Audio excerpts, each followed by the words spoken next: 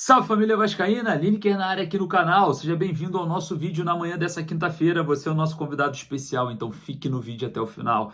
Vamos falar muito aí sobre essa rodada que não foi nada amigável para o Vasco, visando a tabela de classificações, e hoje em São Januário a vitória é inegociável. O Vasco precisa vencer porque vários clubes se desprenderam ali da zona da degola, e o Vasco somando pontos em São Januário sai da zona do rebaixamento, mas a vitória é imprescindível. O Vasco precisa vencer de qualquer forma. Vamos falar também sobre o interesse, que a imprensa argentina trouxe, que o Gigante da Colina, a pedido do Ramon Dias, estaria interessado em zagueiro paraguaio do River Plate. Vamos falar muito sobre o jogo contra o Internacional com provável escalação. Mas antes da gente começar, deixa o like que ajuda a gente pra caramba. Corre lá nos comentários, deixa lá a sua opinião, é a base do nosso trabalho. Enfim, começando a falar sobre o zagueiro David Martínez do River Plate, um zagueiro, entre aspas, jovem, muito rápido, um jogador que tem características ali um pouco distintas daquele zagueiro clássico, joga ali pelo lado direito da defesa, é da seleção paraguaia, já despertou o interesse de clubes brasileiros, o Palmeiras e também o Flamengo. Parece que Ramon Dias está de olho na contratação desse zagueiro do River Plate, A imprensa argentina trouxe na noite da última quarta-feira esse possível interesse do Vasco, olhando aí muito de perto para o zagueiro do River Plate. Lembrando que os valores para o Vasco talvez conseguir tirá-lo da equipe argentina gira em torno de 3,6 milhões de dólares. Então é nada mais aí do que mais de 16, 17 milhões de reais. Um valor bem alto para um zagueiro ainda em formação. Mas Ramon Dias parece que está observando o jogador, segundo a imprensa argentina. Mas vamos começar a falar agora sobre o que interessa hoje. Vasco e Internacional às 19 horas no Caldeirão de São Januário. Não tem mais ingressos esgotados. E claro, a equipe comandada pelo técnico Ramon Dias precisa vencer, porque a rodada não foi muito generosa com o Vasco. E eu vou trazer para vocês os resultados diretos que afastaram ali alguns clubes da zona do rebaixamento. Vou começar a falar sobre o bom resultado da rodada. O Fluminense venceu o Goiás por 5-3 no Raulino de Oliveira, um jogo meio louco, O Goiás abriu 2 gols no primeiro tempo, ali o Fluminense conseguiu a virada. Então o Goiás se estacionou ali com 31 pontos, é o 16º colocado. Abaixo está o Vasco com 30. Se o Vasco pontuar em São Januário, empatar, joga o Goiás para a zona da degola. Mas a vitória tem que ser inegociável e eu vou trazer por que alguns resultados não foram bons para o Vasco.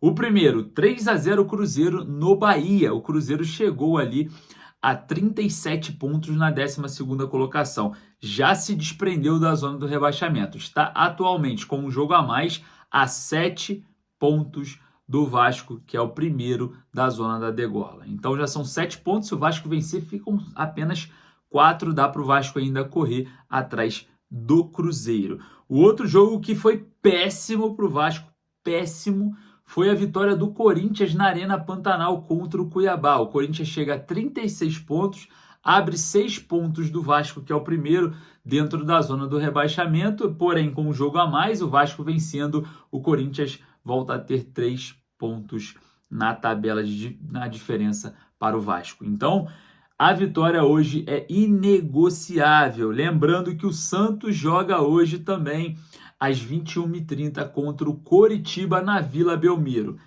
Resultado bom para o Vasco, uma vitória avassaladora do Coxa hoje contra o Santos. Em caso de vitória do Gigante da Colina, o Vasco chega a 33 pontos, passa ao Goiás, que tem 31, e encosta no 15º colocado, é o Bahia, com 34 pontos. Então o Vasco ganha uma posição, pontuando de qualquer forma. Empatando, ganha essa posição, e vencendo, ganha e encosta no Bahia, que é o 15º com 34 pontos. Olha, situação envolvendo o jogo de hoje é muito séria, porque o Vasco não pode ficar ali brigando contra um clube ali na questão da zona da degola. Precisa colocar mais pressão aí nos demais. Mas se o Gigante da Colina empatar com o Internacional, joga o Goiás para a zona do rebaixamento e depois torce contra o Santos às 21h30. Então não dá. Tem que vencer. É inegociável a vitória para o Vasco permanecer nessa rodada 29 fora da zona da degola de qualquer forma. Então, vencendo, o Vasco está fora da zona do rebaixamento, independente do resultado contra o Santos.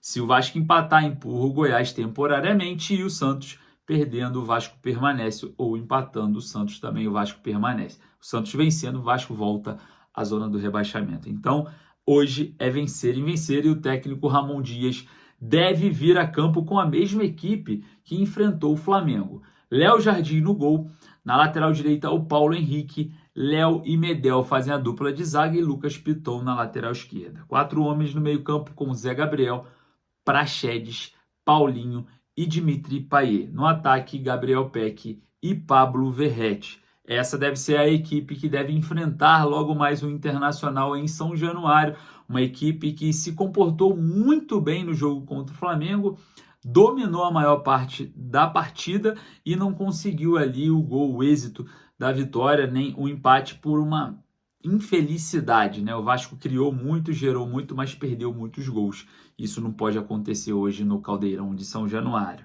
Lembrando que nós vamos começar as nossas transmissões ao vivo do Caldeirão lá no TikTok, então um iniciozinho da tarde para você acompanhar todo o desdobramento, notícias e tudo mais ao vivo. Corre lá no TikTok e digita aqui, ó, Lineker CB.